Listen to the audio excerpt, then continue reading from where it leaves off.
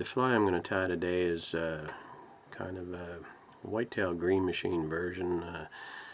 We also call it a green ass bug. Very, very effective Atlantic salmon fly.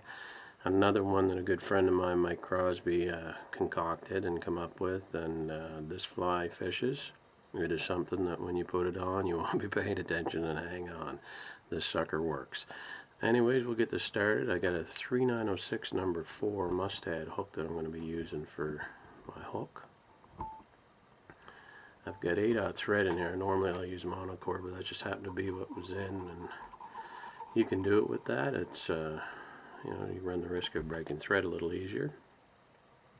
The tail on the fly is white calf tail, so we'll get that tied in.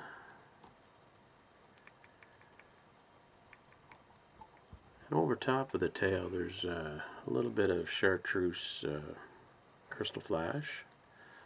I usually put 4 strands or so. It's nothing etched in stone, whatever. Some people a little bit more maybe, some people a little bit less. The butt on this fly is ultra chenille, and you want to bear a little bit of that back and get it tied in. That will help you so you don't end up with a big bump there. Very, very durable stuff.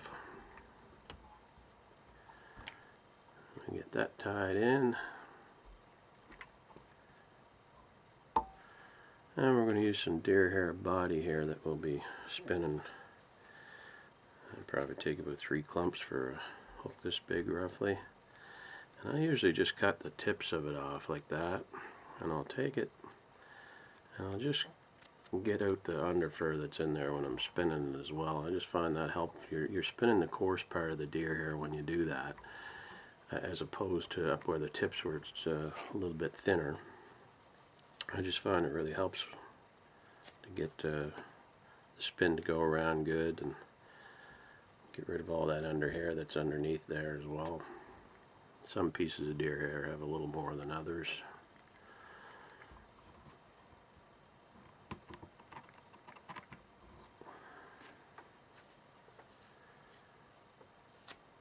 And we'll put another little clump in there.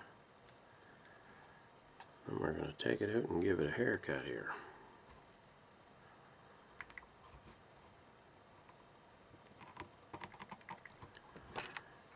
Put a few whips on that.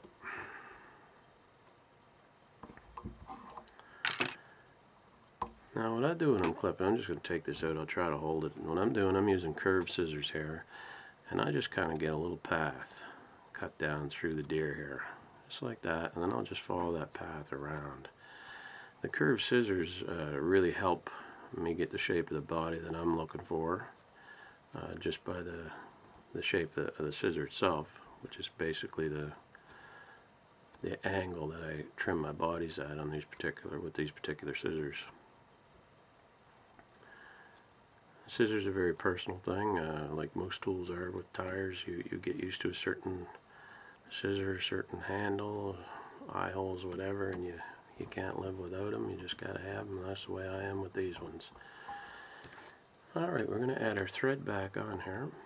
Now some people tie their hackle in ahead of time, and again that is, you know, there's many different ways of doing things, and there's certainly no right or wrong. However you decide to do it is entirely up to yourself. I tie mine in afterwards. I did learn in the early stages to tie it in, you know, ahead of time.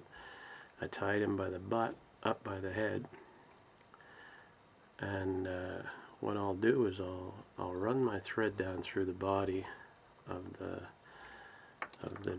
fly, and then I'll wind my hackle down. My thread is basically just sitting down there waiting, and then I run the hackle or the thread back up over top of the hackle. Get it nice and close there and clip that off.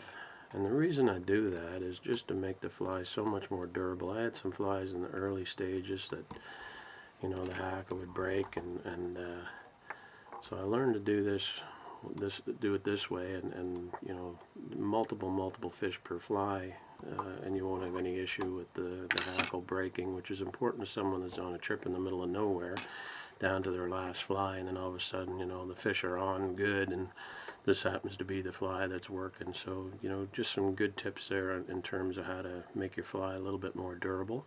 Anyways, I hope this was helpful for you, and you enjoyed it and got some tips out of it. And thank you very much for watching. Have a great day. Take care. Bye.